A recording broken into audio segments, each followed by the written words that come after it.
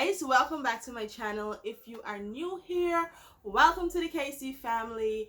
This channel is a family friendly channel, and if you like this type of content, please don't forget to subscribe down below and click on the little bell so you will always be notified every time I upload a new video. And of course, if you like this type of content, please don't forget to like this video.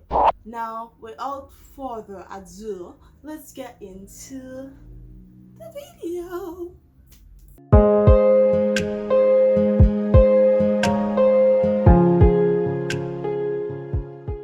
Okay guys, so in today's series, yes, we're continuing the Girl Fix Your Crown series. In today's video, we'll be talking about depression and suicidal thoughts. Now, I know a lot of young people are going through this due to many different factors in their lives. And like mentioned in the previous episode, we spoke on insecurities, and insecurities can drive us into being depressed and also having suicidal thoughts from depression. I remember when I was younger and when my leg was broken, that's in my early teenage years, I was super depressed after, because I remembered being bullied and all of these different things, and I was so depressed that I had to be stuck in a hospital bed. I hated the hospital with a passion. You guys don't understand the level. I had a minor depression when I had to go take the steel out of my leg. And I mean, it was for my good, but because I had to stay overnight in the hospital, I was depressed. I hate staying overnight in the hospital. I hate it. And I remembered when my friends come and they visit me at the hospital, it would make me super depressed because their faces were all sorrowful and they were feeling sorry for me, and that made me depressed because I felt helpless. I felt like I couldn't do anything, which in the truth of the matter is I really couldn't have done anything, but it made me so inferior to everyone else, and that made me depressed. And I remember, as soon as I can do something on my leg, I jump at the opportunity so that I can go and do all of these different things. And that is what gives me back my power. And I know there are so many persons who are depressed. One of my friends, she was raped for years, one of my colleagues, and she never told anyone. She just acted out, and she was depressed, and she thought that life would be better, everyone's life would be better if she wasn't in it, because she was hurt from something that wasn't even her fault. I remember one of my friends telling me back in the day that she was also raped by a guy, and that made her felt insecure of her body, that no one would like her, no one would want her, because she felt so dirty and it would depress her, and she turned to alcohol, and so she was an alcoholic for years. And then it's like everything she do is like alcohol fixed her problem, but it really wasn't fixing her problem. She was so super depressed, so hurt, and it reached a point whereby she started slicing her wrist. And I know there's so many teenagers who go through this, because during my time in high school, I've witnessed a lot of my colleagues who would slice their wrist. And honestly, I used to be like, what's the sense? It's best you just cut the vein, because I see it as stupidity. Even though I had my own shares of depression, I even had points in my life when things were going super super bad, and I was like, it's best the accident had claimed my life. And looking back at it now, it's a really stupid thing to say, because God has me here. He placed me on the earth for a reason. And every time I feel as though I'm getting overwhelmed and consumed with depression, I would remember that I landed face down in a drain with high water, and I could have drowned from that because I was unconscious and my head was literally in the drain. He saved me from all of that. And I mean, the Bible states that God's glory is all around us. It states that God always goes before us in every situation that we go through. He's the one who lifts our heads high. He's the one who solves our problems. The Bible states that we should cast our fears to God. We should give him all our problems and all our worries. And I mean, people are depressed because their husbands left them. I know a lot of us are from broken homes whereby we grew up with just our mom, or we grew up with just our dad, or our parents got divorced when we were really young, or we lost a parent. And all of these tie into different factors that makes us depressed. I know a lot of us grew up in homes whereby our parents or grandparents or some sort is our close immediate family member, I should say. It's a part of the church. And so we always have to grow up with a certain standard because there's always eyes on us, and there's no room for us to make any sort of mistakes, because then it reflects on our parent, and then our parents are now called hypocrites and all that because they're of the Lord and all these different things, and that makes people depressed.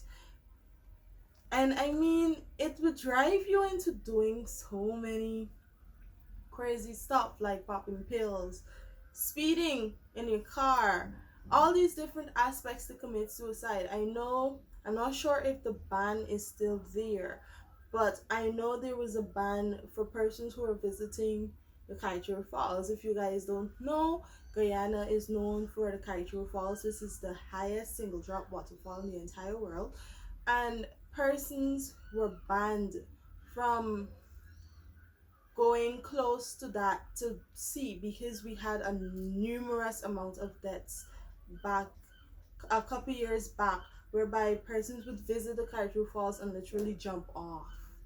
And all of that is true. All of that is a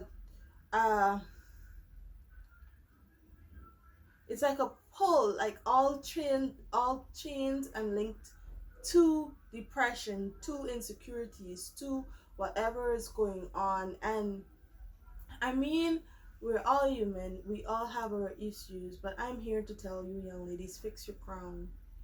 Fix your crown. I know you're troubling with daddy issues. Don't be depressed that a guy don't like you or don't love you the way you think you should be loved. Learn to love yourself. Learn to be comfortable in yourselves. I remember back in the day, there was a rhyme or a riddle that we used to say, females used to say, books before boys because boys bring babies.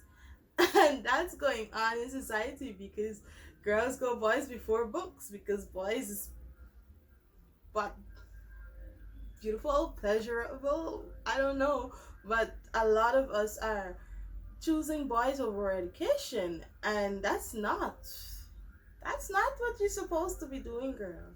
Fix your crown. Fix your crown. Lift your head up high. We've all been through depression and we all can come out from it. I know of persons who were sent away to girls' school.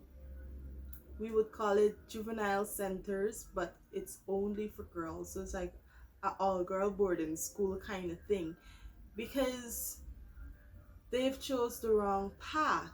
I remember this girl who was sent away for girls' school because she ran away on countless occasions from home, even though the welfare officer would have spoken to her and telling her the consequences of it.